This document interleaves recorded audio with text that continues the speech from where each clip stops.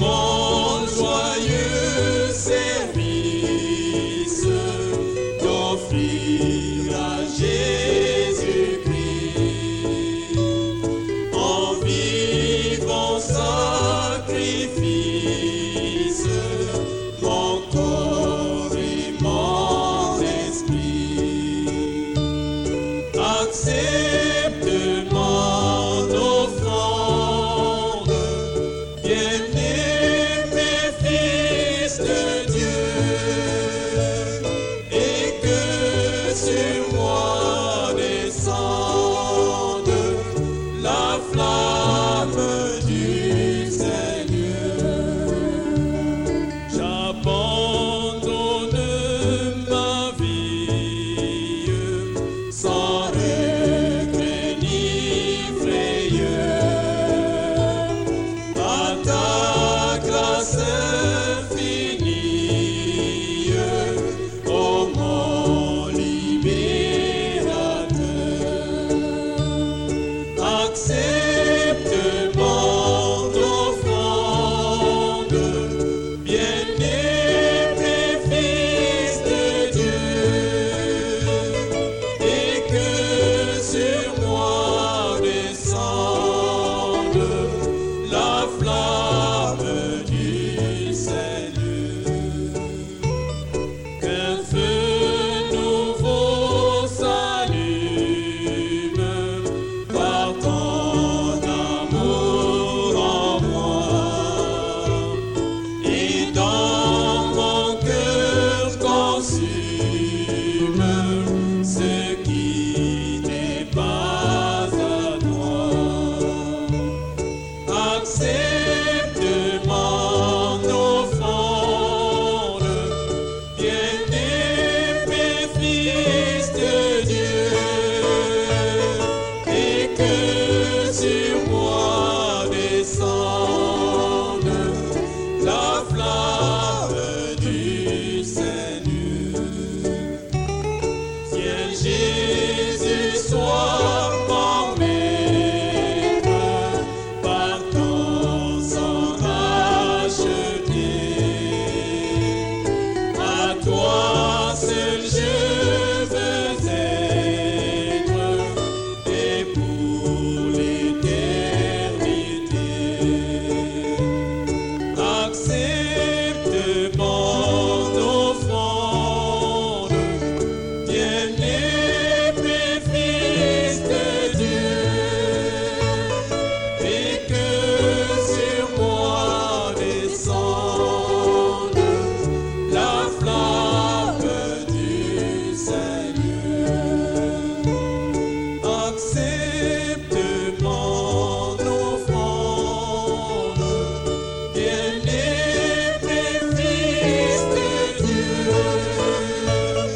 et que sur moi descende la flamme du Seigneur.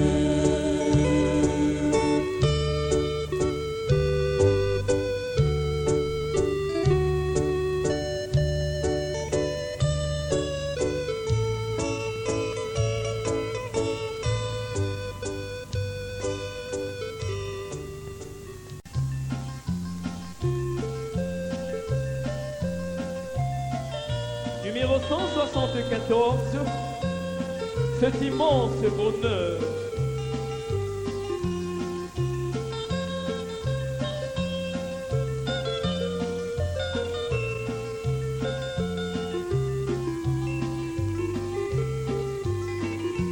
Pour cet immense bonheur, Alléluia, que tu as mis dans mon cœur, Alléluia, je veux te chanter, Seigneur. Alléluia, Oui, Jésus est mon sauveur. Alléluia, Je le redirai encore. Alléluia, Que pour moi Jésus est mort. Alléluia, Voilà pourquoi je l'adore. Alléluia, Lui seul est tout mon trésor. Alléluia.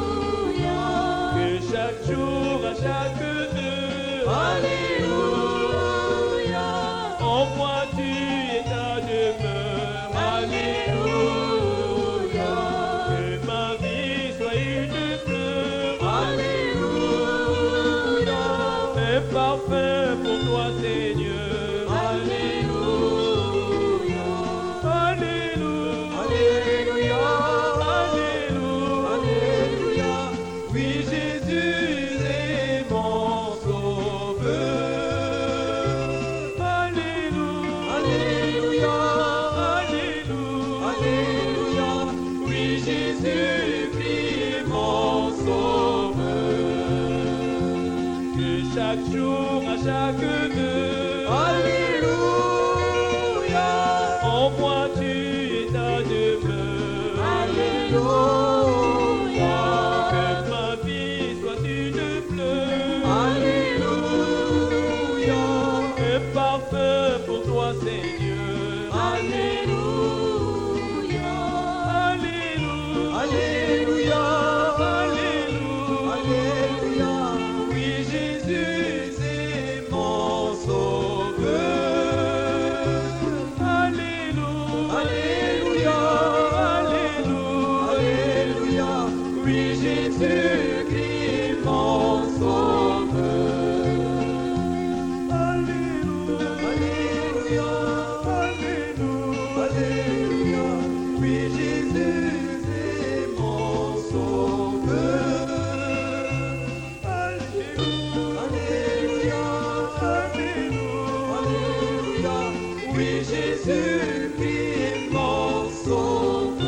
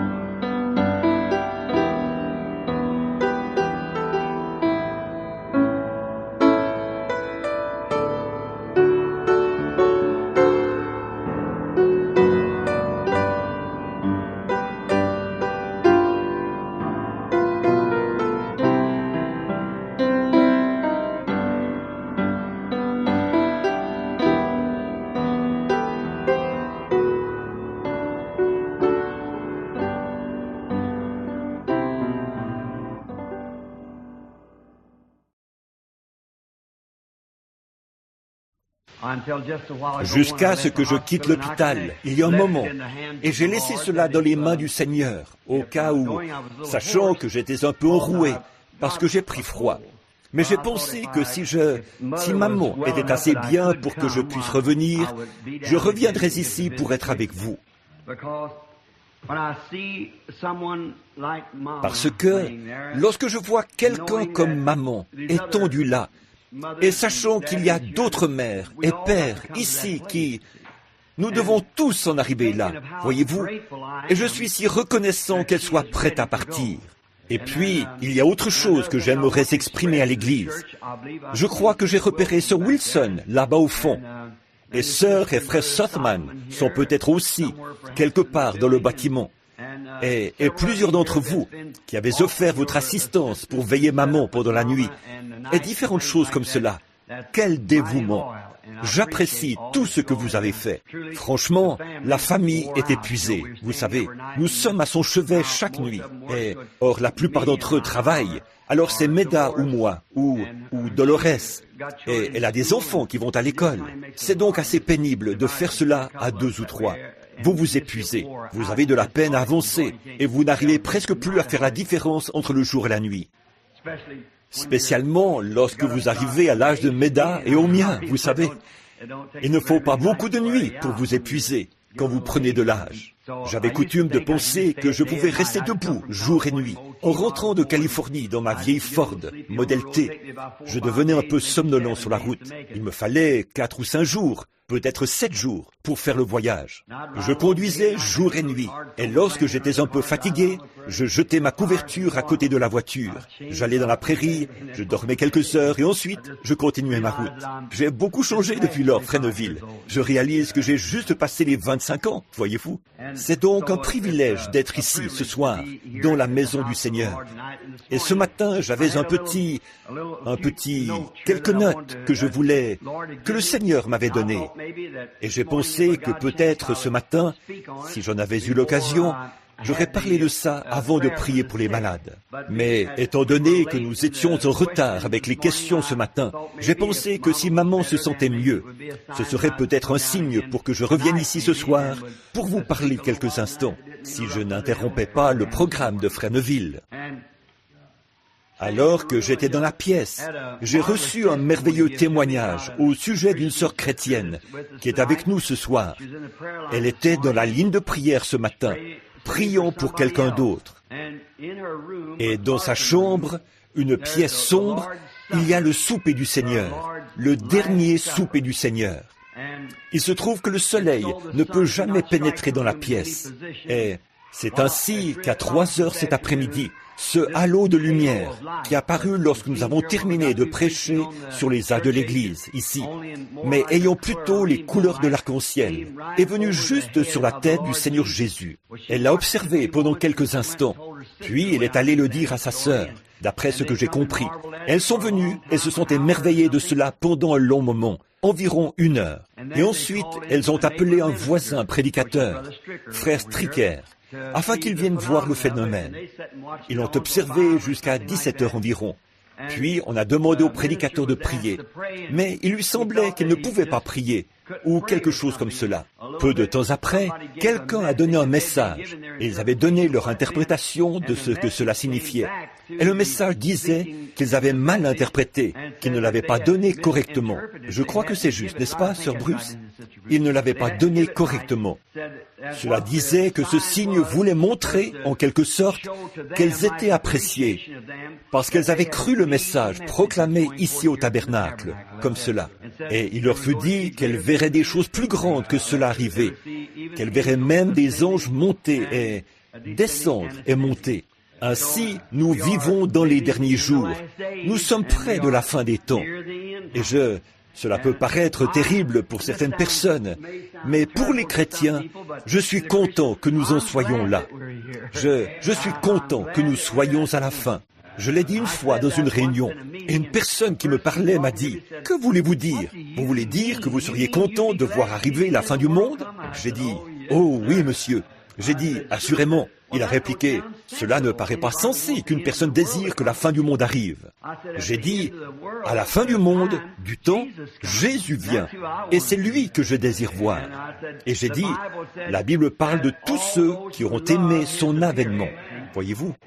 Et ça fait plaisir de savoir que toutes ces vieilles choses de la vie vont cesser un de ces jours, et que nous allons le voir. Il y a quelque temps, on a dit là-bas il y a de nombreuses années, lorsqu'il y avait l'esclavage, et il y avait un vieil homme de couleur on avait l'habitude de chanter des cantiques, des chants populaires du pays. Il se rassemblait et officiait parmi les esclaves et prêchait, vous savez, et tenait des réunions. Or, un soir, un vieil homme là-bas fut sauvé. Et lorsqu'il fut sauvé, il sut alors qu'il était libre. Il commença donc à dire aux autres esclaves de la plantation, le matin suivant, « Je suis libre. » Alors, son patron le fit venir et lui dit, « Dis donc, Sam, qu'est-ce que cette histoire que tu racontes aux autres disant que tu es libre? Il répondit, oui, patron, c'est vrai, à une réunion hier soir, j'ai été affranchi de la loi du péché et de la mort. C'est cela, la loi du péché et de la mort. J'en ai été affranchi. Vous étiez une fois liés là, voyez-vous, mais maintenant, vous en êtes affranchis. Voyez-vous, comme je l'ai dit ce matin, la mort habite seulement dans le péché. Le péché et la mort sont pareils. Voyez-vous, lorsque vous êtes loin du péché, vous êtes loin de la mort. Mais lorsque vous êtes dans le péché, vous êtes dans la mort. Voyez-vous? Et c'est pourquoi, lorsque vous êtes affranchis de la loi du péché et de la mort, vous êtes une nouvelle créature en Jésus-Christ. Et alors, vous êtes libre. Et son patron lui dit, « Sam, crois-tu vraiment cela ?» Il dit, « Oui, monsieur. Le Seigneur m'a appelé hier soir pour parler à mon peuple et leur dire qu'ils peuvent être affranchis de la loi du péché et de la mort. Bien que nous soyons des esclaves, nous pouvons être affranchis de la loi du péché et de la mort. » Il dit, « Sam, crois-tu vraiment cela ?» Il répondit, « Patron, je ne sais pas ce que tu vas faire de moi après ce que je viens de déclarer, mais je te dis, je suis un homme libre. Je suis affranchi de la loi du péché et de la mort. » Il dit, « Sam, je suis aussi un chrétien, tu sais, et parce que Dieu t'a affranchi du péché et de la mort, que tu es un chrétien et que tu as envie d'en parler à tes frères, je vais aller là-bas ce matin pour te libérer et signer la proclamation. Tu peux être un homme libre, qui n'est lié par personne, pour aller prêcher l'évangile à tes frères. » Il dit que ce vieil homme prêcha pendant de nombreuses années. Un jour, comme c'est notre destin à tous, nous arrivons à la fin de notre route. Et quand nous arrivons, il arrivait à la fin de sa route. Il resta inconscient pendant peut-être, plusieurs heures. Et beaucoup de ses frères blancs vinrent lui rendre visite. Il se trouva qu'un groupe était dans le bâtiment lorsqu'il se réveilla et revint à lui. Il regarda autour de lui et dit, « Vous voulez dire que je ne suis pas encore là-bas ?» Ils répondirent, « Sam, tu dormais. » Il dit, « Non, je ne dormais pas. J'étais de l'autre côté. » Les frères dans le ministère lui dirent, « Sam, dis-nous ce que tu as vu de l'autre côté. » Eh bien, leur dit-il, « Je suis entré par une grande porte blanche, comme les perles. Et lorsque je suis entré là-bas, j'ai vu le trône, et je l'ai vu. Et un ange est venu vers moi et a dit, « Es-tu Sam ?» Il répondit, « Oui, c'est moi. » Il dit, « Sam, voici une robe et une couronne. Tu as gagné ceci, Sam, par les grandes œuvres que tu as accomplies sur la terre. » Il répondit, « Ne me parle pas d'une robe et d'une couronne comme récompense. » Il dit, « Qu'aimerais-tu comme récompense ?» Il répondit, « Laisse-moi simplement le regarder pendant 1000 ans. » Je crois que nous ressentons tous cela, n'est-ce pas? Je ne veux ni robe, ni couronne, ni palais. J'aimerais seulement le regarder. J'aimerais seulement le regarder et simplement, vous savez, ne voudriez-vous pas juste... J'aimerais te tenir la main pendant que je le fais, Fresneville. Nous pourrions le faire ensemble et dire, pense à cela, Fresneville. Dans quelles conditions nous sommes restés au tabernacle, par la chaleur et le froid et tout le reste. Mais regarde ici, qui nous regardons? Le Fils du Dieu vivant. Ne serait-ce pas merveilleux de regarder et de voir sa physionomie? 2 fois dans ma vie, 3 fois, je l'ai vu dans une vision. Il avait la même apparence chaque fois, mais il n'y a pas un seul artiste au monde qui saurait peindre son portrait. Ils peindront peut-être quelque chose qui lui ressemble, mais il m'est apparu comme un homme qui pourrait, rien qu'en parlant, provoquer la fin du monde. Et pourtant, si doux et aimable. Oh, il y a tellement plus de caractéristiques que ce que le pinceau d'un artiste pourrait saisir. Et je veux vraiment le voir un jour, en personne. Et j'ai souvent pensé que j'aurais aimé l'entendre lorsqu'il leva ses précieuses mains et dit « Venez à moi ». Voir son air fatigué là, alors qu'il était fatigué, épuisé par son voyage.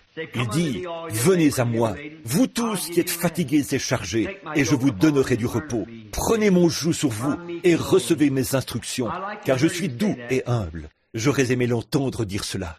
Je n'étais pas là en ce jour. Je ne me tenais pas avec Pierre, Jacques et Jean. Mais j'espère que je serai près d'eux ce jour-là, lorsque je pourrai l'entendre dire « C'est bien, bon et fidèle serviteur, entre maintenant dans les joies du Seigneur. » Et dire que ceux qui ont écrit cette Bible, Paul, Ésaïe, Jérémie et tous les apôtres et ses précieux frères, où qu'ils soient maintenant, où qu'ils soient maintenant, le Dieu même qui traitait avec eux et leur donna de voir d'avance certaines choses et de les écrire, et qui leur donna les dons de la Bible, la prophétie, le parler en langue, les signes, les miracles et le reste. Ces mêmes hommes, où qu'ils soient maintenant, nous serons avec eux. Le même Dieu, avec les mêmes choses. Ce n'est plus une supposition. Nous le savons maintenant, voyez-vous, parce qu'il est vraiment présent. Et nous savons que c'est ainsi. Alors, ne devrions-nous pas être les gens les plus heureux sur la terre? Que pourrions-nous désirer de plus? Cet après-midi, je parlais à un homme âgé. Je crois qu'il a dit qu'il avait 88 ou 89 ans et qui est devenu chrétien tout récemment. Je l'ai baptisé au nom de Jésus-Christ, alors qu'il n'avait rien d'autre sur lui que son complet du dimanche. Je l'ai emmené dans l'eau. Je crois que Frère Wood lui a prêté une paire de pantalons et nous l'avons baptisé, ici, dans l'eau. Il m'a dit que lorsqu'il était un jeune garçon, c'est un homme assez fortuné maintenant. Eh bien, lorsqu'il était un jeune homme, il a dit comment il travaillait pour $30 par mois. Il ne s'est jamais marié ou autre chose jusqu'à un âge avancé. Il a dit combien il soupirait après ce temps où, devenu vieux, il n'aurait plus à mendier et à coucher dans la rue, épargnant jusqu'aux petites pièces de 5 cents. Il fit travailler son argent et cela travailla vraiment et son bien augmenta. Et maintenant, le voici à 80 et quelques années, 88 ou 89, je crois qu'il m'a dit, près de 90. Il va toujours. Il était assis ici même dans l'église ce matin et il s'est arrangé pour ne pas avoir de soucis. S'il doit vivre encore 100 ans, il n'aurait pas de soucis d'argent ou de choses de ce genre. C'est un frère qui a bon cœur, un bon frère, qui fait tout ce qu'il sait faire et tout ce qu'il peut pour les chrétiens. Et je lui ai dit, au-dessus de tout cela, mon précieux frère, lorsque vous avez atteint 88 ou 87 ans, Dieu, dans sa miséricorde, est descendu et vous a donné la vie éternelle, vous conduisant à une demeure céleste. Que pourriez-vous désirer de plus pour couronner votre vie? Oui, monsieur, nous avons pu accumuler des richesses et accomplir bien des choses sur la terre. Peu importe ce qu'elles sont, ce que l'homme a fait, il vous faut mourir et tout laisser. Ne convoite pas les richesses vaines de ce monde, qui se détériorent si rapidement. Bâtis tes espoirs sur les choses éternelles. Elles ne disparaîtront jamais. C'est vrai. Tiens la main immuable de Dieu. J'aime ce chant. Nous avions tellement l'habitude de le chanter ici au tabernacle. Le temps est plein de brusques transitions. Rien sur la terre ne peut rester inébranlable.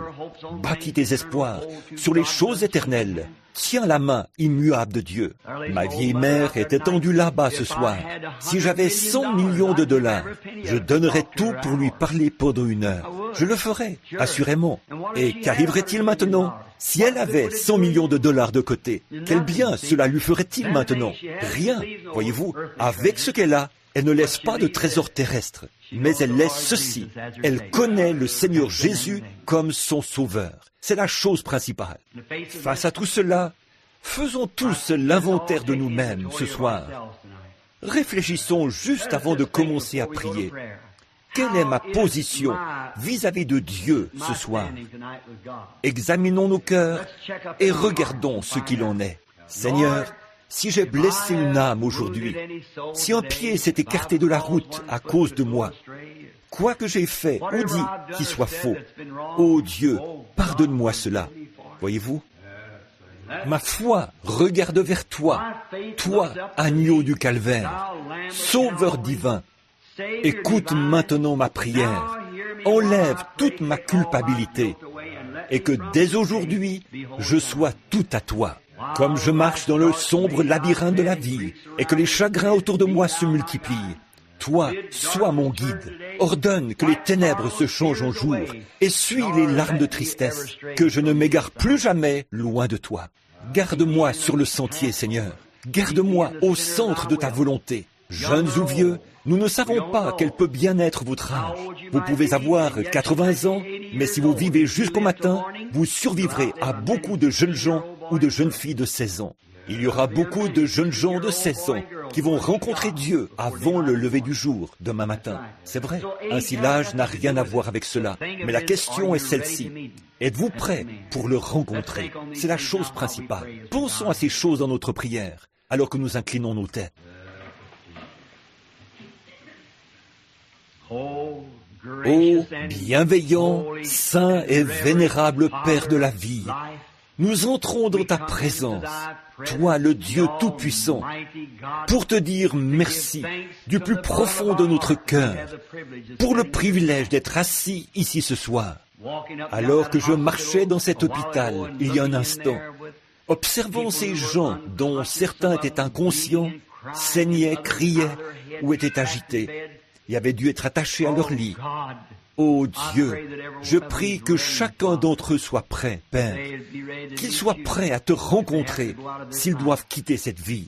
Et dire, Seigneur, que ce pourrait être nous, chacun de nous ici, si ce n'était à cause de ta grâce. Mais tu nous as laissé vivre pour nous rassembler à nouveau ce soir, afin de nous préparer. Ces choses traversent notre cœur et nos esprits maintenant, Seigneur.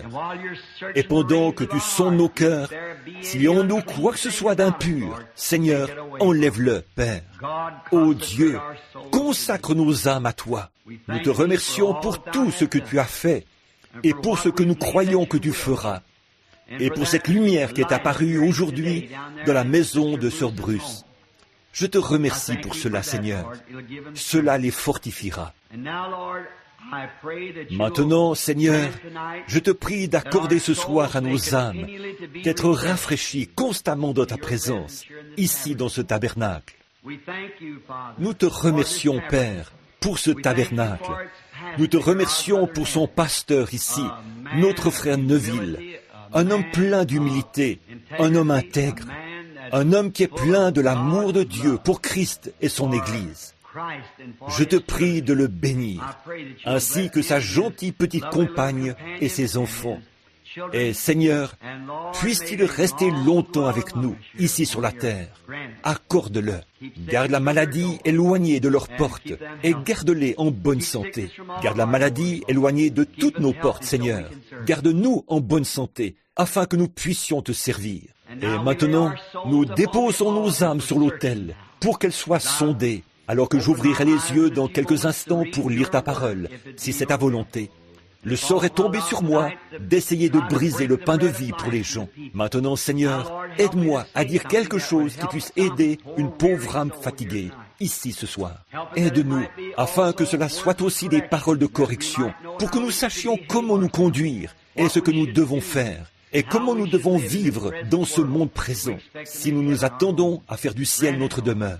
Accorde-le, Seigneur, et guéris les malades. S'il y en a parmi nous, Seigneur, qui sont malades, nous te prions de les guérir. Fortifie ceux qui sont fatigués. Nous prions pour eux. Nous ne prions pas seulement pour cette Église, mais aussi pour d'autres églises à travers le monde entier, là où des prières et des supplications sont adressées à Dieu. Et tous ces saints au cœur affamé, qui par dizaines de milliers crient « Viens, Seigneur Jésus !» Viens, ô assurément, tu entendras un jour notre cri, Seigneur, et tu viendras. Si nous sommes appelés à nous endormir avant que cela vienne, cette venue, nous savons que la trompette sonnera et que les morts en Christ ressusciteront premièrement. Nous apparaîtrons et nous nous tiendrons dans ta présence un jour. Nous te remercions pour ceci et nous attendons ce moment-là. Maintenant, prépare nos cœurs, car nous te le demandons au nom de Jésus. Amen.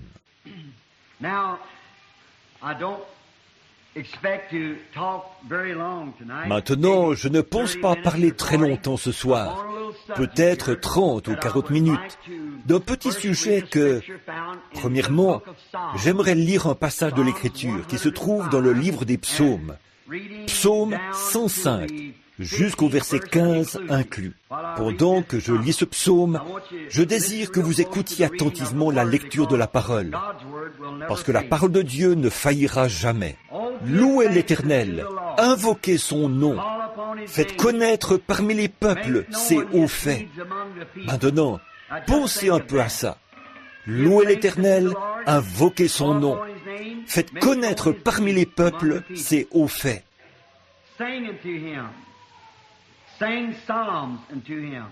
Chantez, chantez en son honneur, parlez de toutes ses merveilles, glorifiez-vous de son saint nom, que le cœur de ceux qui cherchent l'Éternel se réjouisse.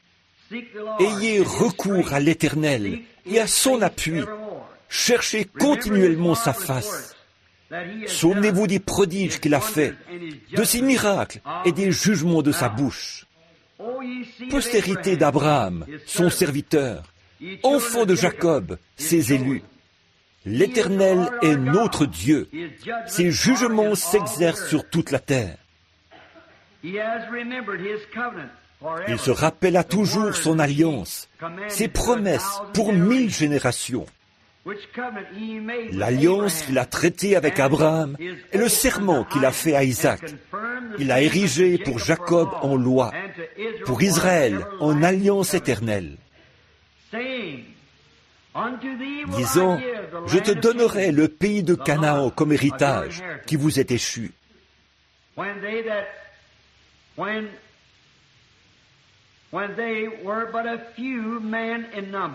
Ils étaient alors peu nombreux, très peu nombreux, et étrangers dans le pays. Ils allaient d'une nation à l'autre, et d'un royaume vers un autre peuple.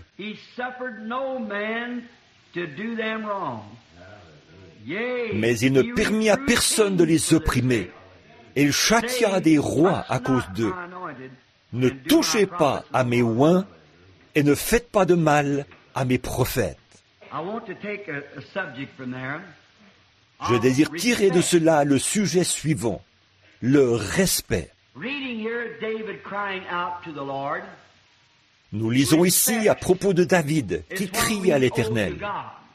Le respect est ce que nous devons à Dieu.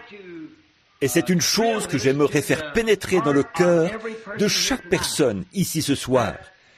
C'est que nous devons respecter toutes les choses que nous voyons arriver. Voyez-vous, nous devons respecter cela. David dit que lorsqu'il n'était que très peu d'hommes d'Israël, c'est peut-être d'Abraham, d'Isaac et de Jacob qu'il parlait, très peu d'hommes. Il châtia des nations et des rois à cause d'eux.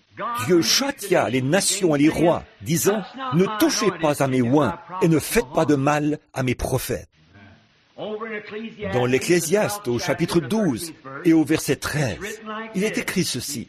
« Écoutons la fin du discours. Crains Dieu et observe ses commandements. C'est là ce que doit tout homme. » La conclusion de tout ce qui était dit, c'est de craindre Dieu. Et vous ne pouvez pas avoir du respect tant que vous n'avez pas de la crainte. Vous devez avoir la crainte de Dieu. Salomon, dans les Proverbes, a dit aussi que la crainte de Dieu est le commencement de la sagesse. La crainte de Dieu est le commencement de la sagesse. Cela ne veut pas dire que vous avez peur de lui, mais cela signifie que vous lui accordez le respect et la révérence. Et lorsque vous respectez Dieu, vous craignez Dieu. Vous craignez de lui déplaire en quelque chose. Vous craignez de faire quelque chose de faux. Vous ne voudriez pas le faire. Je crains ma mère, je crains ma femme, je crains mon Église, je crains tous les serviteurs de Dieu, soucieux de ne pas mettre sur leur chemin une pierre d'achoppement. Je crains les gens.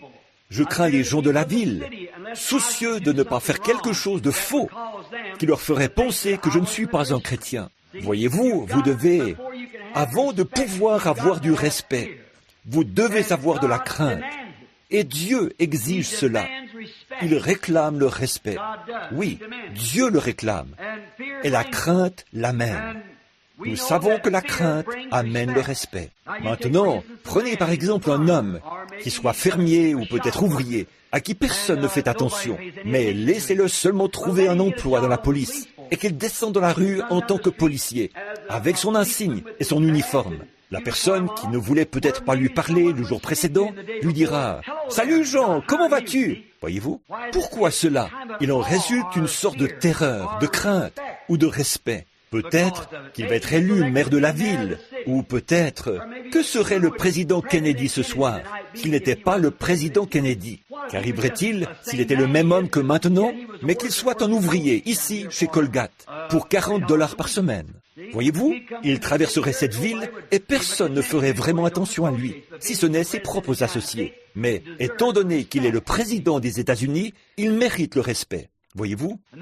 Et parce que Dieu est Dieu, il mérite le respect. C'est vrai. Et nous devons le respecter et avoir de la crainte pour lui. Et cela produit le respect. Dieu a réclamé cela pour lui-même et pour tous ses serviteurs. Dieu réclame le respect envers ses serviteurs. Ses serviteurs, comment savons-nous qu'ils sont ses serviteurs? Parce qu'il confirme ses serviteurs par sa parole. Il prend ses serviteurs et en fait des serviteurs de Dieu. Et il prouve qu'ils sont des serviteurs en faisant accomplir sa parole au travers d'eux. Et lorsque vous respectez ce serviteur, vous respectez Dieu. Ainsi, lorsque je vous respecte et que vous me respectez et que nous nous respectons les uns les autres, alors nous respectons Dieu. Jésus n'a-t-il pas dit, « Toutes les fois que vous avez fait ces choses à l'un de ces plus petits des miens, c'est à moi que vous les avez faites. Et il vaudrait mieux pour vous qu'on pendît à votre cou une meule de moulin et qu'on vous jetât au fond de la mer que d'offenser un seul de ces petits. Car je vous dis que leurs anges voient continuellement la face de mon Père qui est dans les cieux. Or, nous savons que nous, étant des enfants de Dieu, nous sommes une partie de Dieu. Et Dieu réclame ce respect. Ensuite, Dieu montre qui sont ses enfants. Il le montre par des prodiges et des signes qui arrivent. Nous allons maintenant commencer à examiner le cas de certaines de ces personnes. Maintenant, si je devais en nommer une pour commencer, je penserais à... Prenons un instant Noé. Eh bien, Noé avait une révélation venant de Dieu. Pourtant, elle était contraire à tout ce que démontrait la science. Cependant, il avait parlé à Dieu, et Dieu lui avait parlé. Et il alla préparer une arche. Alors les moqueurs, les railleurs, la Bible a dit qu'ils seraient dans les derniers jours comme en ce temps-là. Ces gens se moquèrent de Noé.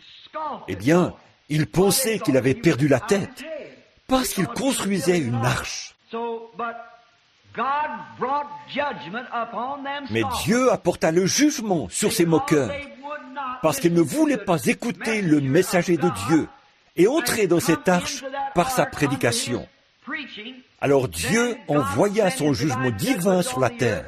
Premièrement, il fit des préparatifs pour tous ceux qui le recevraient, afin qu'ils puissent échapper au jugement. Et alors, s'ils n'y échappaient pas, il ne restait qu'une chose. S'ils ne veulent pas accepter ce que Dieu a préparé comme moyen d'échapper, alors il ne reste plus qu'une chose, c'est le jugement divin. Vous ne pouvez faire que deux choses, ou accepter la miséricorde, ou recevoir le jugement.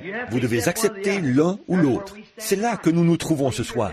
Ou bien nous acceptons la miséricorde de Dieu, ou bien nous passons par son jugement. Il n'y a pas moyen de contourner cela. Dieu prévoit toujours un moyen d'échapper pour ceux qui le désirent. Alors ceux qui restent doivent passer par le jugement. Pas parce que Dieu le veut ainsi, mais parce qu'ils ont choisi eux-mêmes ce chemin. Voyez-vous, ils font leur propre choix.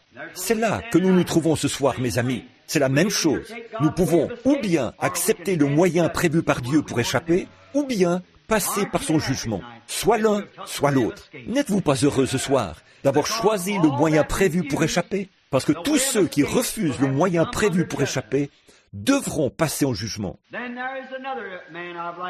Ensuite, il y a un autre homme dont j'aimerais parler. C'était un grand et puissant prophète du nom de Moïse. Le peuple, Israël, aurait dû comprendre, selon les Écritures, que Dieu allait les délivrer et les faire sortir d'Égypte. Mais aussitôt que Dieu eut préparé son homme et l'eut envoyé en Égypte, ils n'eurent aucun respect pour lui. Ils le repoussèrent et dirent, « Nous tueras-tu comme tu as tué l'Égyptien ?» À cause de cela, ils durent rester dans l'esclavage pendant une période supplémentaire de 40 ans. Ils restèrent dans l'esclavage parce qu'ils refusèrent de respecter le libérateur qui était venu pour les délivrer. Cela les réduisit de nouveau en esclavage. Non pas parce que Dieu voulait qu'ils y restent, le moment était tout à fait juste, mais ils restèrent 40 ans de plus parce qu'ils refusèrent d'accepter le moyen prévu par Dieu pour échapper. Combien je crois que c'est le même cas ce soir, la même chose, voyez-vous. Ils refusèrent la sortie proposée, mais Dieu était déterminé. Il avait dit à Abraham et à eux dans son alliance, comme nous l'avons lu ce soir dans le chant de David, il leur avait promis qu'il allait faire une certaine chose. Ainsi Dieu va tenir sa promesse. Il allait les faire sortir de toute manière, mais peut-être que presque une autre génération mourut. L'ancienne génération qui s'était moquée de Moïse et tout le reste, et qui n'avait pas accepté le message. Cette génération, 40 ans, mourut, et Moïse revint vers une autre génération. Voyez-vous ce que je veux dire? S'ils n'acceptent pas cela, Dieu laissera mourir cette génération. Il suscitera une nouvelle génération pour le faire. Ils avaient donc refusé cela. Alors nous voyons que la génération suivante, lorsque Moïse descendit là-bas pour démontrer ce qu'il était, vous savez, Moïse avait peur d'y retourner. Moïse avait alors 80 ans et il avait été loin pendant 40 ans. Et lorsqu'il parla à Dieu au buisson ardent, il dit, « Qui devrais-je leur dire, m'a envoyé ?» Dieu n'avait pas de nom. Il dit, « Qui devrais-je leur dire, m'a envoyé ?» Lorsque je leur dirai, « Le Dieu de vos pères m'est apparu », ils diront, « Qui est le Dieu de nos pères ?» Alors, que leur dirai-je?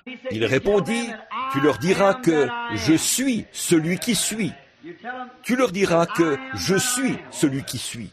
Et il dit, « Moïse, qu'y a-t-il dans ta main ?» Il répondit, « Un bâton. » Et il le jeta à terre. Et se transforma en serpent. Il mit sa main dans son sein. Elle en sortit couverte de lèpre. Il la remit, elle fut guérie. Il lui dit, « Va là-bas, avec ces signes, et accomplis-les devant les gens, et ce sera une confirmation. Ils sauront par ces signes que je t'ai envoyé pour la délivrance. » Oh, frère, Dieu fait toujours cela. Dieu donne toujours des signes surnaturels. Voyez-vous? Et maintenant, lorsqu'il descendit là-bas, il appela les gens et accomplit ces signes devant eux. Et alors, tout Israël crut, chacun d'entre eux. Ils allèrent directement au palais pour la libération. Alors, Pharaon décida de ne pas les libérer. Et Dieu laissa tomber le jugement sur Pharaon. Et nous savons ce qui arriva en Égypte. C'est étrange. Après avoir vu tous ces signes se produire, une fois arrivés à la mer Rouge, ayant donc découvert que c'était Dieu lui-même qui avait accompli tous ces signes, eh bien là, à la mer Rouge, ils commencèrent par douter que Dieu fût capable de les faire échapper. C'est là que nous commettons notre faute. Lorsqu'une petite maladie nous frappe, lorsqu'un petit désastre, un petit ennui survient sur le chemin, alors nous commençons à abandonner la foi. Un jeune converti, quelqu'un se moquera de lui et dira « Tu n'es rien d'autre qu'un exalté ». Eh bien, je déteste qu'on m'appelle un exalté. Vous voyez? Eh bien voilà, c'est le doute qui vient. C'est le moment de garder votre position. C'est le moment de respecter le messager. C'est le moment de donner gloire à Dieu. Et Moïse dit « J'ai déjà accompli ces 10 miracles devant vous. Dieu vous a donné 10 miracles. Et voilà que vous avez peur de la mer? Certainement. Que vous faudra-t-il de plus pour croire? » Il alla prendre son bâton, le tint au-dessus de la mer, et les orages vinrent, et soufflèrent la mer jusque de l'autre côté. Puis ils traversèrent, et aussitôt qu'ils arrivèrent là-bas, ils commencèrent à se plaindre qu'ils n'avaient pas de pain. Voyez-vous? La même chose. Puis Dieu fit pleuvoir du pain du ciel pour eux. Ensuite, ils se plaignirent qu'ils n'avaient pas d'eau. C'était une plainte après une autre. Et remarquez, vous dites, peut-être que c'était des inconvertis. Eh bien, peut-être, car il y avait une foule mélangée qui allait avec eux. C'est vrai. Mais j'aimerais vous rappeler autre chose. Si Dieu a envoyé le messager et a confirmé par les signes qu'il était le messager envoyé par Dieu, alors il leur appartenait d'obéir à ce messager. Exactement. Ils doivent obéir au messager et avoir du respect pour ce messager. Voyez, Josué et Caleb, ils restèrent à son côté. Oui, monsieur, quoi que Moïse fit, il le faisait aussi. Que Moïse eût raison ou pas, il restait néanmoins avec lui. Voyez-vous, parce qu'il savait que c'était le messager de Dieu. Et nous voyons qu'un jour, même Marie, une prophétesse, et Aaron, le souverain sacrificateur, se moquèrent de la femme de Moïse parce qu'elle était éthiopienne. Ils pensèrent, n'y avait-il pas assez de femmes à marier dans notre propre groupe, sans avoir besoin d'aller là-bas et d'épouser cette femme? Ce n'était pas le choix de Moïse, c'était le choix de Dieu pour Moïse. Et lorsqu'ils se moquèrent, cela mit Dieu tellement en colère qu'il frappa de lèpre Marie, la prophétesse, la sœur même de Moïse. Que pensez-vous de cela? Elle, une prophétesse. Mais qu'avait-elle fait? Elle se moquait et montrait ainsi de l'irrévérence pour le messager de Dieu, le messager de l'alliance de ce temps-là. Elle manquait de respect. Ainsi qu'Aaron, le souverain sacrificateur, le porte-parole de Moïse. C'est vrai, il était avec elle. Et lorsque Aaron vit sa sœur frappée de lèpre, il alla vers Moïse et lui dit, « Laisseras-tu mourir ta propre sœur ?» Et Moïse entra dans le tabernacle et tomba sur sa face devant l'Éternel et commença à pleurer, implorant la miséricorde de Dieu pour sa sœur. Et l'Esprit du Seigneur descendit et dit, « Appelle Aaron et Marie et dis-leur de se tenir devant moi. » Oh là là, Dieu réclame le respect. Lorsque Dieu envoie son message, écoutez-le et respectez-le. Peu importe si les gens appellent cela un tas d'exaltés ou quelque chose comme ça. Laissez le monde faire ce qu'il veut, mais vous, montrez du respect. Donc, Marie se tenait là. Dieu dit, appelle Marie et appelle Moïse, ou plutôt, appelle Aaron ton frère et ta sœur, et dis-leur de se tenir devant moi. Et lorsqu'ils se présentèrent devant Dieu, Dieu dit, ne craignez-vous pas Dieu? Il dit cela au souverain sacrificateur et à Marie, la prophétesse. Il dit, s'il y a parmi vous un homme qui soit spirituel ou un prophète, moi l'Éternel, je me révélerai à lui. Je lui parlerai dans des visions et me révélerai à lui dans des songes et autres, s'il est spirituel ou prophète. Mais avec mon serviteur Moïse, je lui parle de bouche à oreille. Il dit, ne craignez-vous pas Dieu? En d'autres termes, lorsque vous parlez de Moïse, c'est de moi que vous parlez. Si vous ne pouvez pas respecter Moïse, vous ne me respectez pas. N'ai-je pas prouvé parmi vous qu'il est mon serviteur? Et vous ne lui témoignez aucun respect. Quelle leçon cela devrait être pour les gens d'aujourd'hui? Pas de respect, pas d'honneur. Il ajouta, c'est parce que tu ne l'as pas fait que tu as attrapé la lèpre. C'est la raison pour laquelle ces choses sont arrivées. Parce que vous auriez dû savoir que c'était mon serviteur. Vous le savez bien. Donc, lorsque vous dites quelque chose contre lui, c'est contre moi que vous le dites. Alors Moïse pria pour que sa vie fût épargnée. Et Dieu épargna sa vie. Elle ne vécut pas très longtemps après cela. Elle mourut. Mais elle fut effectivement débarrassée de sa lèpre. Elle resta hors du camp pendant 7 jours, vous savez, pour sa purification, afin d'être purifiée de sa lèpre. Dieu la guérit. Mais ce qu'il essayait de leur faire comprendre était ceci. Vous devez respecter ce que je fais. Et si c'était l'attitude de Dieu en ce temps-là, et Dieu ne peut pas changer, Dieu veut que nous respections ce qu'il fait. Il l'exige. Il dit, ou bien vous respectez cela, ou bien quelque chose d'autre va arriver. Un homme me dit l'autre jour, un pauvre homme, il balaye ici au marché pour vivre. Il a eu une dépression nerveuse. Il est très mal en point. Il est luthérien. Ils avaient eu la communion. Incapable de marcher jusqu'à l'église, il prit un taxi. Il dit que cela lui coûta 80 cents pour aller et 80 cents pour revenir. Son voisin, qui est vraiment impie, l'ayant vu un matin prier le Notre Père, se moqua de lui et le tourna en ridicule. Il dit à ce voisin, il dit à cet homme, « Où êtes-vous allé en taxi ce matin ?» Il répondit, « C'était la communion. Je suis allé à l'église. » Il dit, « Qu'est-ce que la communion ?»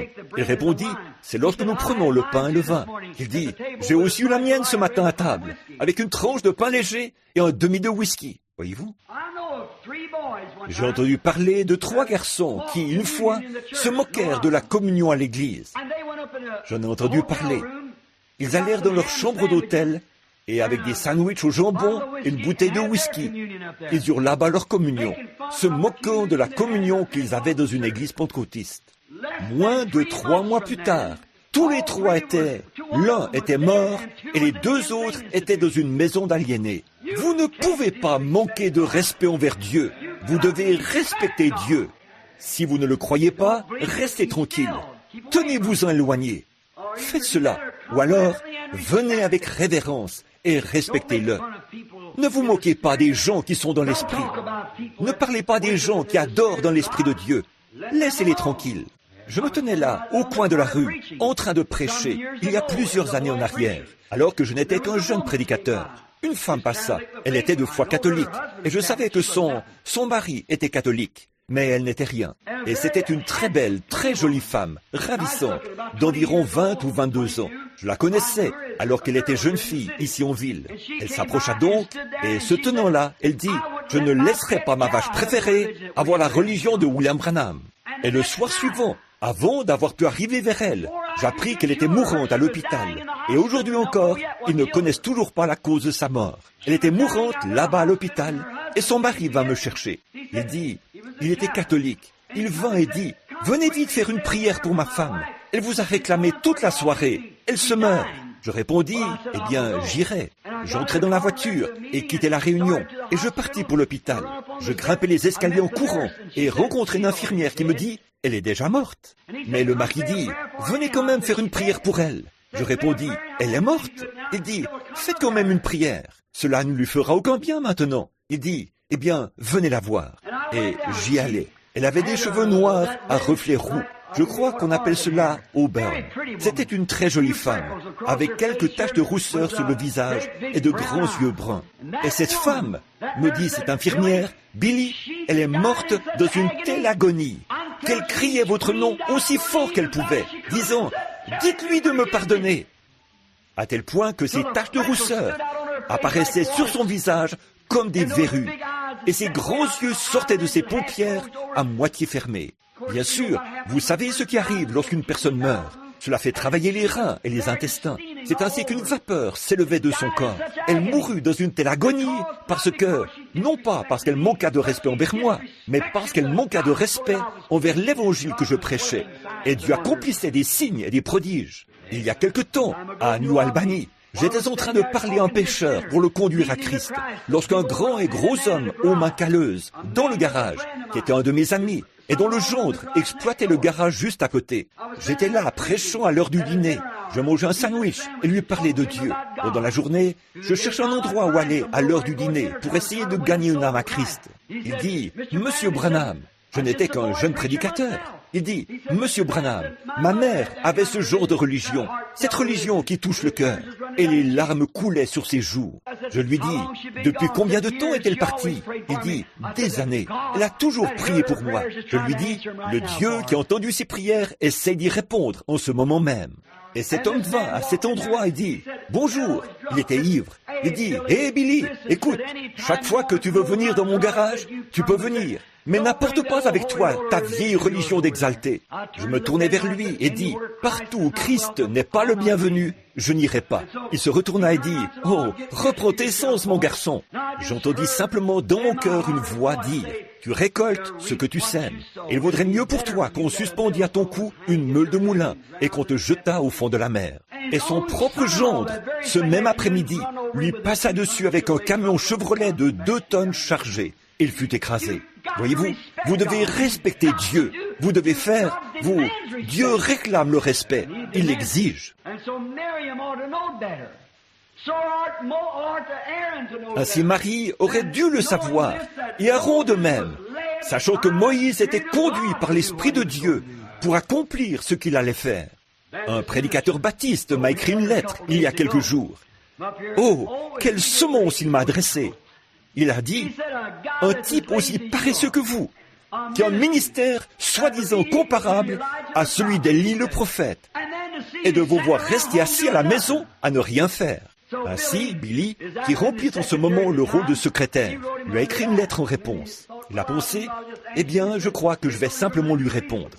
Mais il a pensé qu'il ferait mieux de me la faire lire avant d'y répondre. Elle était rédigée avec beaucoup de diplomatie. Il a dit, « Ceci, ce n'est pas mon père, c'est moi. Vous venez de dire que mon père avait un ministère comme celui d'Élie.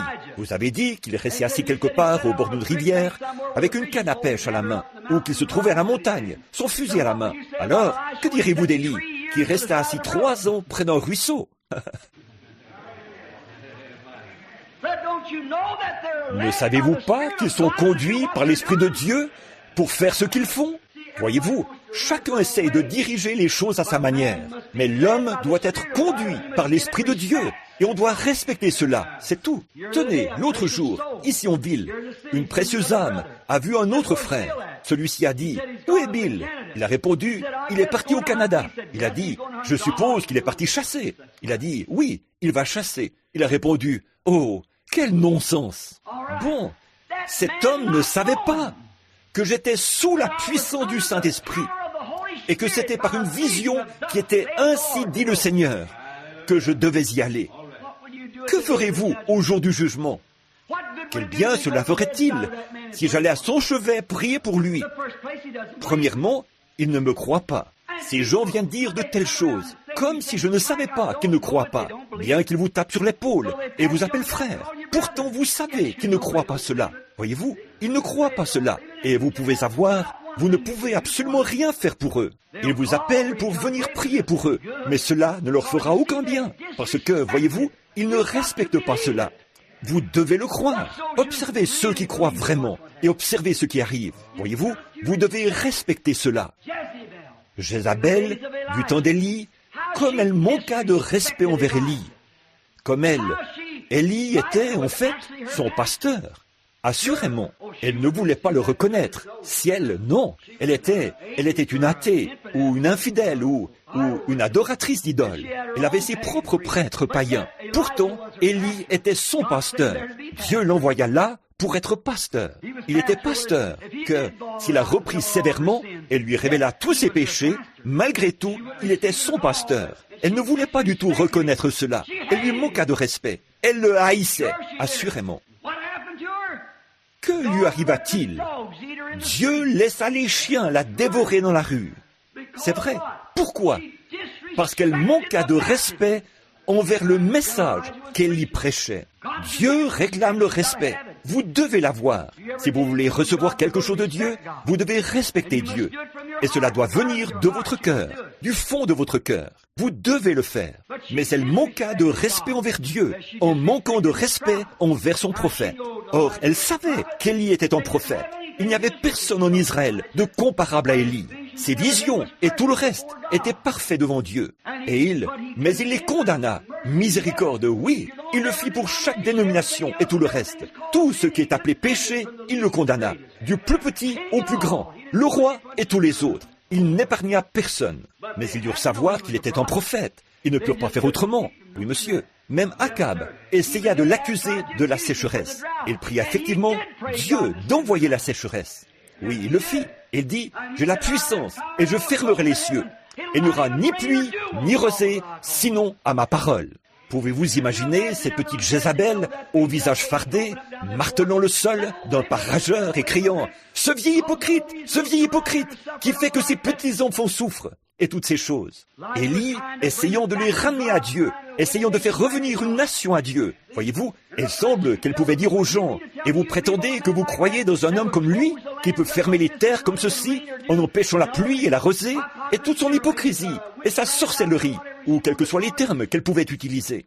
Il n'est rien d'autre qu'un sorcier, qu'un diseur de bonne aventure, ou quelque chose de ce genre. Il a fermé les cieux pour qu'il ne pleuve pas, et cela fait souffrir tous ces gens. Et vous dites que c'est la volonté de Dieu? C'était la volonté de Dieu. Peu importe ce que... Voyez-vous, vous devez regarder ce que... Vous devez respecter Dieu, quoi qu'il fasse. Il sait ce qu'il fait. Cela avait l'air affreux. Les enfants souffraient, les gens souffraient, les animaux mouraient, les moutons mouraient. Pas d'eau nulle part. Les nuits étaient chaudes et étouffantes. Le soleil fut couleur d'airain pendant le jour, durant 3 ans et 6 mois. Élie se tint sur la montagne et dit, « Même la rosée ne tombera pas, sinon à ma parole. » C'est vrai. Oh, comme on le haïssait. Et quand Akab le trouva, il dit, « Tu es celui qui trouble Israël, n'est-ce pas ?» Le vieil Élie se tourna, le regarda bien en face et dit, « Non, ce n'est pas moi, mais c'est toi qui trouble Israël. » C'est exact, voyez-vous. Même Akab n'avait pas de respect pour lui. Vous savez ce qu'Élie dit à Akab? Parce que tu as répandu le sang innocent de Naboth. Ainsi les chiens lécheront ton sang dans la rue. Et c'est ce qu'ils firent, parce qu'ils manquèrent de respect envers le messager de Dieu. Exactement. Ils manquèrent de respect à cet égard. Eh bien, Marie manqua de respect. Aaron manqua de respect. Peu importe qui vous êtes, chrétien ou non chrétien, vous devez néanmoins respecter Dieu et respecter ce qu'il fait, ou en supporter les conséquences. C'est ou bien le recevoir, ou bien aller en jugement. À vous de choisir.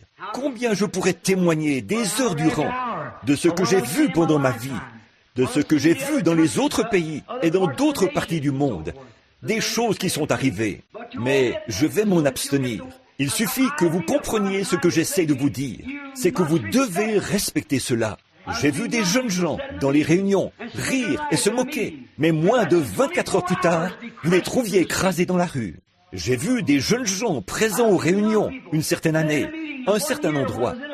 Et lorsque j'y suis retourné, peut-être 6 mois plus tard, pratiquement tous étaient partis, ou tués, ou frappés d'une maladie quelconque. C'est vrai, vous devez respecter cela.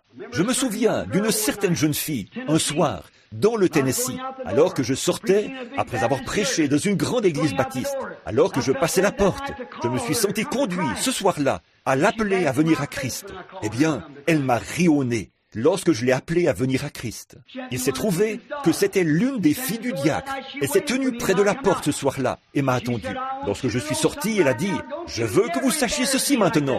Ne me mettez plus jamais dans l'embarras comme cela. » Je lui ai dit, « Dieu vous appelait. » Elle a répondu, « C'est insensé. Je suis jeune, j'ai bien le temps. Mon père a assez de religion pour nous tous à la maison. » Je lui ai dit, « Pas assez pour vous, sœur. Chacun doit avoir sa propre religion. » Elle a dit, si je veux que quelqu'un me parle de ça, je choisirai quelqu'un qui a du bon sens, pas quelqu'un comme vous. Je lui ai dit, allez, dites ce que vous voulez. Cela ne me dérange pas, mais un jour, vous le regretterez.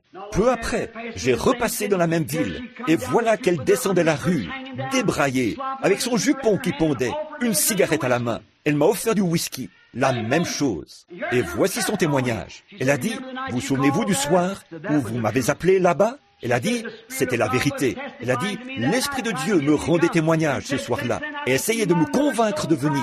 Et depuis lors, je pourrais voir l'âme de ma mère frire en enfer comme une crêpe et en rire. Voilà ce qui est arrivé, voyez-vous. Vous devez respecter Dieu, c'est tout. Vous devez le faire, frère, c'est tout. Jézabel manqua de respect envers cela. Et je me souviens d'une autre fois où il y eut des enfants irrévérencieux. Ils avaient été élevés dans une famille. Élie, après son temps, bien sûr que les gens le haïssaient parce qu'il avait fait venir cette famine dans le pays.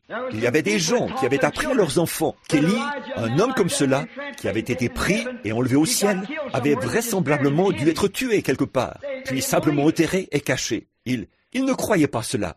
Ainsi, Élisée prit sa place. Il était maintenant le messager de ce jour, après qu'Élie eût été enlevé. Alors qu'il traversait une certaine ville, les enfants, les petits-enfants de cette ville sortirent en courant pour se moquer de lui et dire « Hé, toi, vieux chauve, pourquoi n'es-tu pas monté comme Élie ?»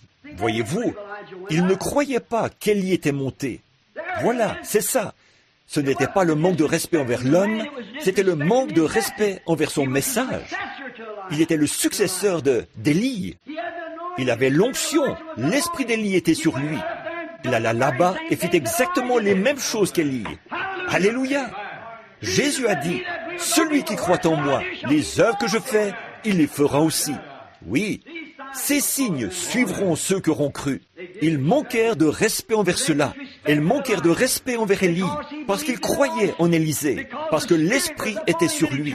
Il fit alors demi-tour, frappa le Jourdain avec son manteau et ouvrit le Jourdain. Il alla et fit les mêmes miracles qu'Élie. Et même tous les prédicateurs de l'école des prophètes là-bas dirent « L'esprit d'Élie repose sur Élisée ». Ils répandirent la rumeur dans tout le pays. Et les gens, je parie, qu'ils rirent entre eux et dirent « Hé, hé, regardez là-bas, cette bande d'exaltés, de fanatiques qui disent « Cet homme est parti au ciel sans mourir, des chevaux sont descendus, nous n'en avons vu aucun. » Assurément, ils n'en virent point, assurément pas. Nous n'avons pas vu de chevaux, nous n'avons pas entendu de chars nulle part. C'est absurde. Le vieil homme est mort, ils l'ont enterré, et maintenant, ils essayent de faire beaucoup de bruit là autour. C'est ce qu'ils disent aujourd'hui, la même chose. C'est aussi ce qu'ils dirent au sujet de Jésus. Ils dirent, « Oh, ils sont venus et ont volé son corps pendant la nuit. » Ils payèrent même des soldats pour témoigner de cela. Mais il ressuscita des morts. Élie fut enlevé dans un char de feu, tiré par des chevaux de feu. Lorsque ce jeune prophète se dirigea là-bas et traversa la ville, il avait perdu ses cheveux, tout jeune homme. Alors qu'il descendait, ses petits-enfants coururent derrière lui en criant « Hé, pourquoi n'es-tu pas monté avec Élie, espèce de vieux chauve ?» Voyez-vous, ils manquèrent de respect. Et que fit Élie? Il se retourna et, dans la puissance de l'esprit, il maudit ses enfants. Qu'arriva-t-il? 2 ours sortirent des bois et tuèrent 42 d'entre eux. C'est vrai. Manque de respect, irrévérence.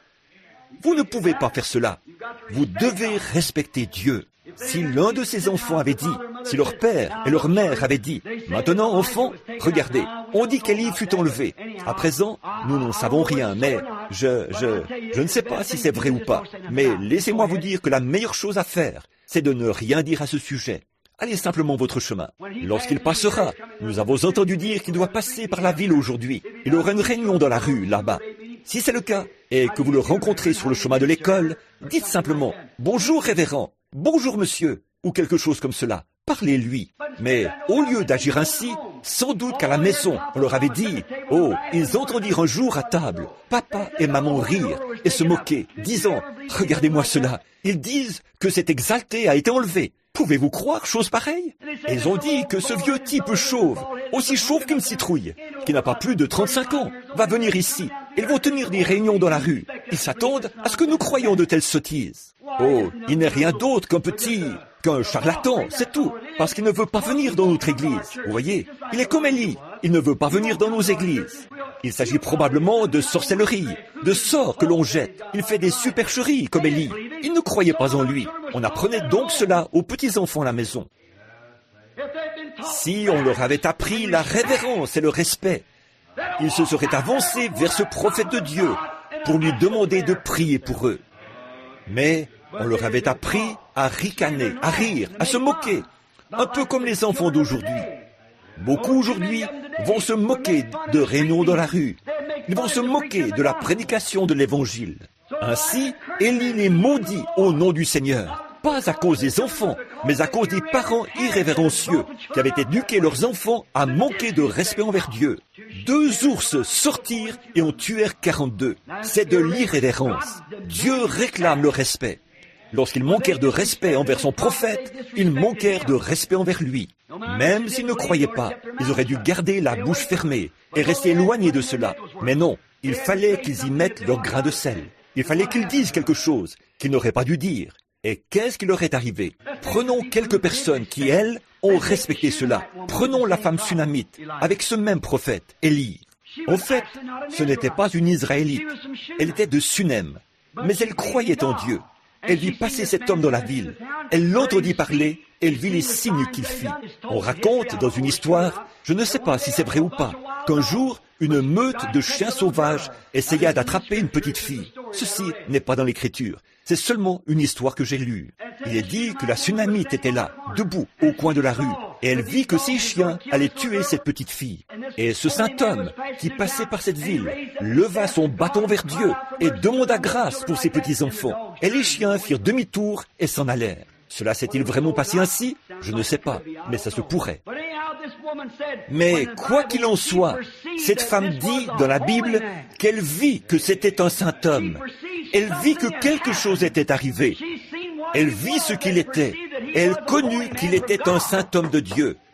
Et au lieu de manquer de respect envers lui, comme Jézabel, elle le respecta. Elle dit à son mari, « Nous pouvons bien faire ceci. Je t'en prie, construisons-lui une petite maison par ici. Donnons-lui un petit endroit, car il est épuisé. Je l'ai observé, il se fait vieux, et j'ai remarqué ses cheveux gris qui se mêlent à sa barbe. Et quand il marche, son vieux petit bâton et ses petits bras amaigris, dont la chair est toute flasque.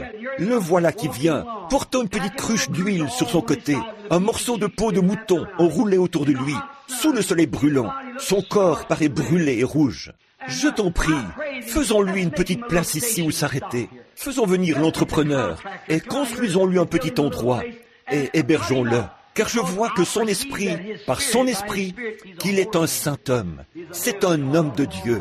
Oh, oh, quelle différence! Eh bien, son mari fut d'accord. Il se peut qu'il ait dit, « Chérie, j'ai aussi remarqué cet homme. Je l'ai écouté, je l'ai observé, j'ai vu ses œuvres.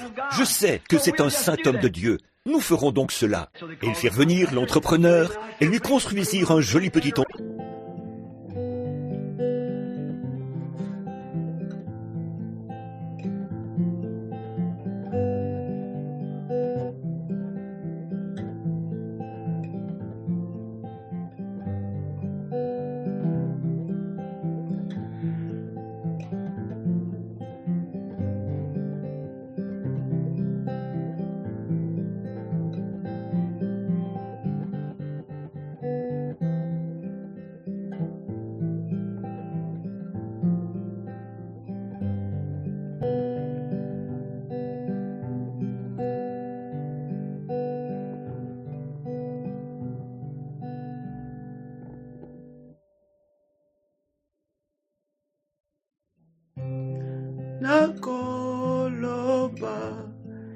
lisusu nini nakokende lisusu wapi Nzambe na ngai azali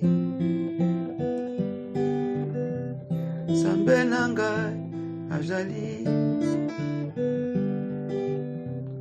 bato linga mingi bato pase kinga mingi bato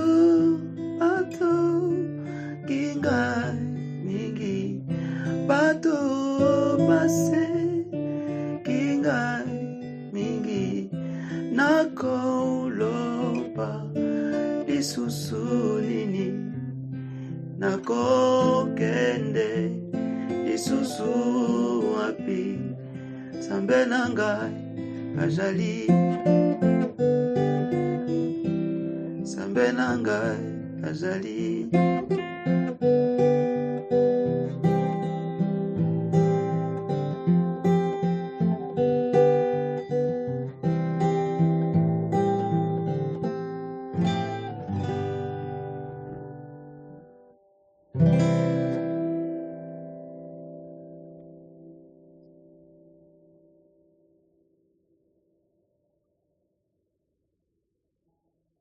Kolo Yesu aboya kamoto te ata yosali mabe ndenge nyonso akobenga yo solo oya epai na ye akobongola yo koma mosantu Kolo Yesu aboya kamoto te ata yozali mabe ndenge nyonso akobenga yo solo oya epai na ye akobongola yo koma mosantu bazali koluka babate na Yesu babungaki kalanaka tia lopango okozonga epai na Yesu pokokota na kati ya lopango okozonga epai na Yesu bokokota na kati ya lopango yo pate koyoka soni te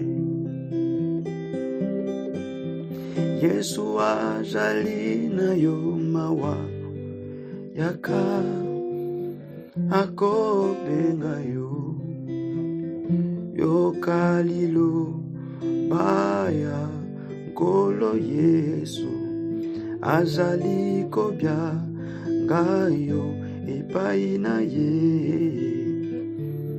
kozonga epai na Yesu kokota na kati ya lopango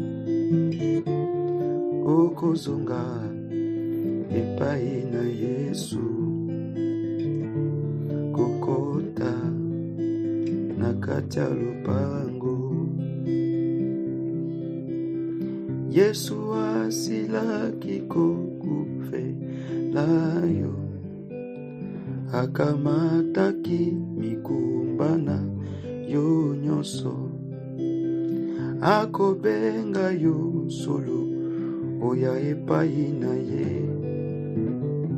akopesa yo lobiko na kondima nazali koluka bapate na ye su babungaki kalanaka tia lopango